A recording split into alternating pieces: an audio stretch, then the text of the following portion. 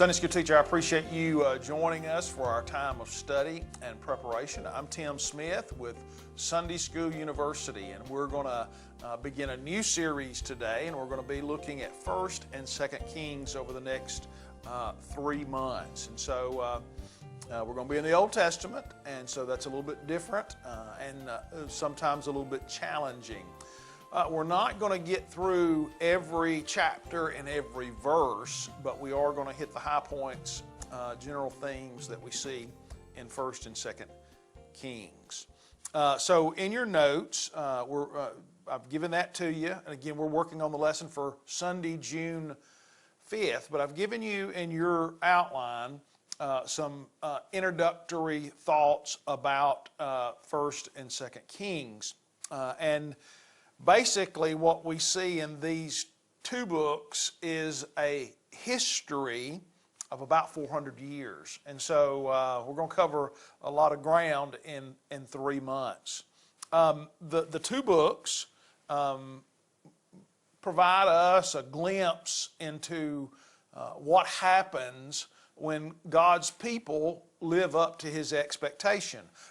But unfortunately, we see far more examples of what happens when people don't live up to those expectations.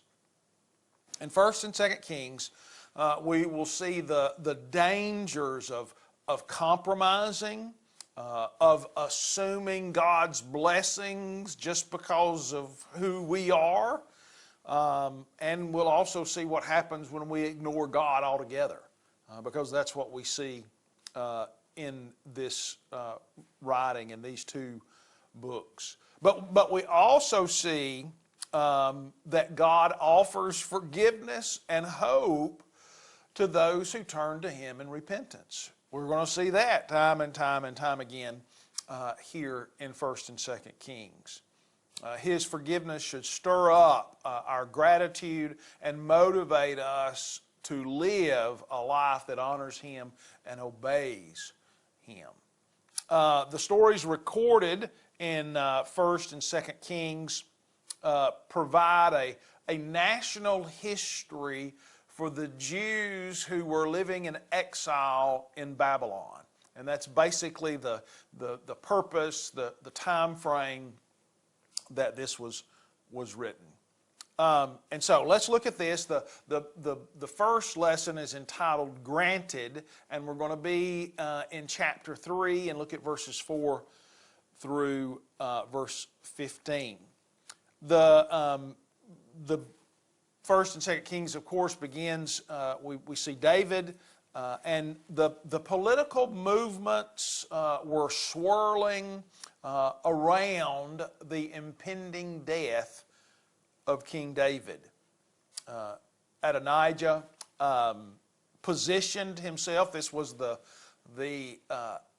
one that everyone thought would be the king, the son that would be the king, and he positioned himself for that, and even assumed that he would be the king. But Solomon, the son of David and Bathsheba, Solomon avoided the controversy and showed discernment by remaining on the sidelines while others championed him before David. And that's what the prophet Nathan and his mother did. After David's death, Solomon solidified his position, though doing so meant the deaths of Adonijah and others who had opposed him. But let's look at verses 4 and 5 of chapter 3. It says, the king went to Gibeon to sacrifice there because it was the most famous high place. He offered 1,000 burnt offerings on the altar. At Gibeon, the Lord appeared to Solomon in a dream. At night, God said, "Ask, what should I give you?" And so here we see God offer. So after Solomon's rule had been consolidated, and he had been anointed king, and all of that had happened, he offered 1,000 burnt offerings at Gibeon. That's what we see in verse 4. Solomon demonstrated his love for the Lord by following the example of his father David. We see that in the first 3 verses here of chapter 3.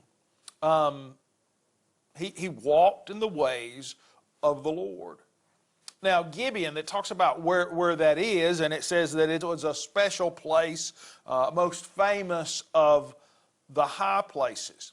And what made it significant is that Gibeon was where the vast majority of the elements from the tabernacle, you remember the portable temple that they had set up in their time in the wandering in the wilderness, that tent, those elements that were inside that tabernacle were located at Gibeon. And so that's why it was called the most special high place. And because of those items being there, that attracted the Jewish worshipers to come and do their ritual worship of offering sacrifice. And here, you know, when we read this, it says he went up to Gibeon and he had 1,000. It's not that he physically himself did this. He supervised. He commanded it, and he supervised the sacrifice. And also, that which was offered more than likely came out of his own personal possessions, personal holdings. And also understand that this is something that would not, 1,000 sacrifices would not happen in a traditional hour worship service. This would take several days. And so he was there in that process of worshiping the Lord over several days. And one of those days he spent the night, and in the night is where the Lord appeared to him. God appeared to the young king in a dream, and that's what we see in verse 5. And God invited him to request anything that he desired. The purity, the holiness, the correctness of Solomon's worship can be seen in God's response. So there he is worshiping the Lord, making sacrifice before the Lord. He's asleep, and the Lord comes and says, ask. Now, the word that he uses in verse 5, to ask, it did not obligate himself, God. It did not obligate God to give any wish list. He invited him to ask, but it wasn't a guarantee that he was going to do it if Solomon had asked for something that was selfish or something that was contrary to God's will. The term there, ask, was basically asking Solomon to define what he was going to be as a king. Well, we see in verses 6 through 9 Solomon's answer. So look at those verses. And Solomon replied, you have shown great and faithful love to your servant, my father David, because he walked before you in faithfulness and righteousness and integrity. You have continued this great and faithful love for him by giving him a son to sit on his throne as it is today. Lord my God, you have now made your servant king in my father David's place.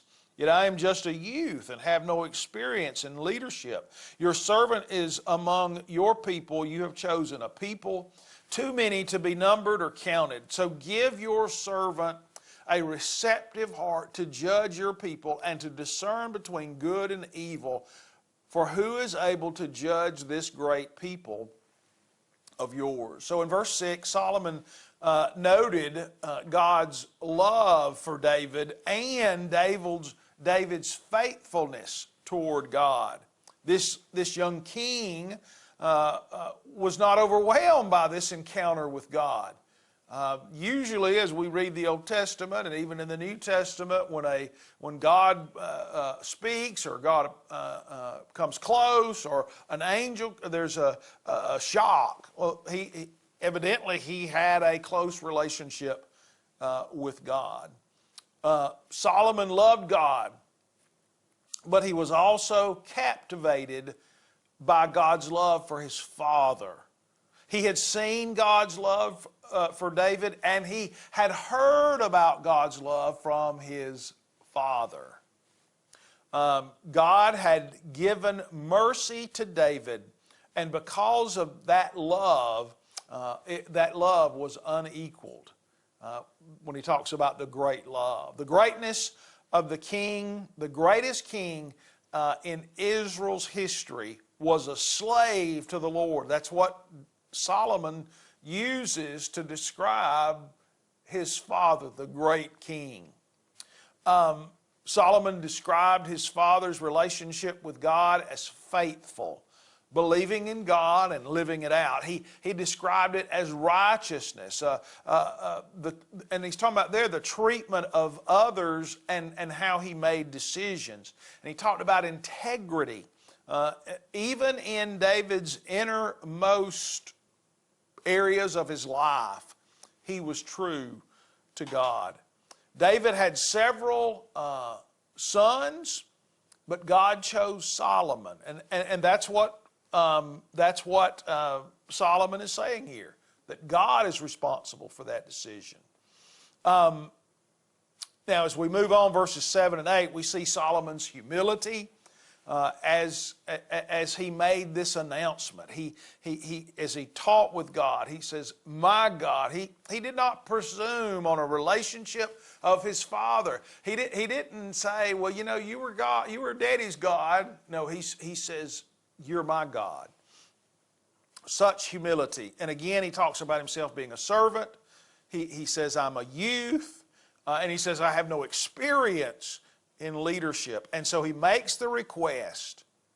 He says, "I need help in knowing how to govern, what to do in justice, how to make sure that I make right decisions." And then in verses 10 through 15, verse 10, we see God provides. Now it pleased the Lord that Solomon had requested this. So God said to him, "Because you have requested this and did not ask for long life or riches for yourself or the death of your enemies, but you asked for discernment for yourself to administer justice, I will therefore do what you have asked, and I will make you wise and give you an understanding heart, so that there has never been anyone like you before or never will be again.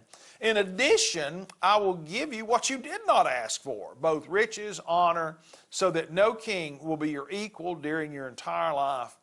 If you walk in my ways and keep my statutes and commands, just as your father did, I will give you a long life." Then Solomon woke up and realized it had been a dream. He went to Jerusalem, stood before the ark of the Lord's covenant, and offered burnt offerings and the fellowship offerings, then held a feast for his servants. So here we see God provides. His request pleased God, and it was good in his sight. The request displayed a dependency and trust on God, as well as humility. He did not fall into the temptation of leadership, of self and preservation of self and position, power and possessions. He didn't fall into that. He said, "Help me to do right." The Lord acknowledged that because Solomon did not ask selfishly, he would grant his request, and he promised to do even more. And we talk about wise. He talks about wise in verses 10 through 12. That's practical areas of leadership. Making good decisions. He talks about understanding. The ability to discern matters correctly. Being informed, looking at it, studying it, and being able to say, okay, well, here's really what's going on, and here's what we're going to do. God promised that Solomon would be like no one else ever before him. In verse 13, in addition to granting Solomon's request for wisdom, the Lord also provided him with what he did not ask. In verse 13, riches. We know that Solomon was one of the wealthiest kings, and that at that time Israel was one of the wealthiest in the ancient world. And the reason we know that, because of honor. He said, I'm going to give you riches and honor. And that is that his reputation spread, and it even began to attract the attention of other monarchs and kingdoms who came to Jerusalem and visited just to see for themselves if this was true. And there's records of that, and we know that other kings and kingdoms visited.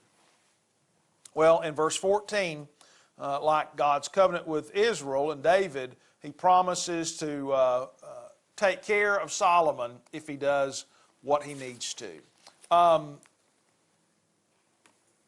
So in that response, Solomon leaves, goes to Jerusalem, and worships. And you can see in your notes what those different sacrifices did and that fellowship offering and what it provided. Well, as we think about this lesson entitled Granted, the point that we want to get across is that God offers wisdom to people who ask Him. I've given you some ideas here in your notes about creating interest. You know, you got two bookends. You've got your creating interest, getting them thinking about this topic of wisdom and how God grants it to those who ask. The bookend of that is the application. And I've given you some ideas there. But again, the majority of your time needs to be spent going through these verses and explaining them and teaching your people. I will tell you this, it's going to be a challenge for you to get through all of this every Sunday. So manage your time wisely on Sunday mornings. Well, I'll be praying for you as you teach this coming Lord's Day. God bless you.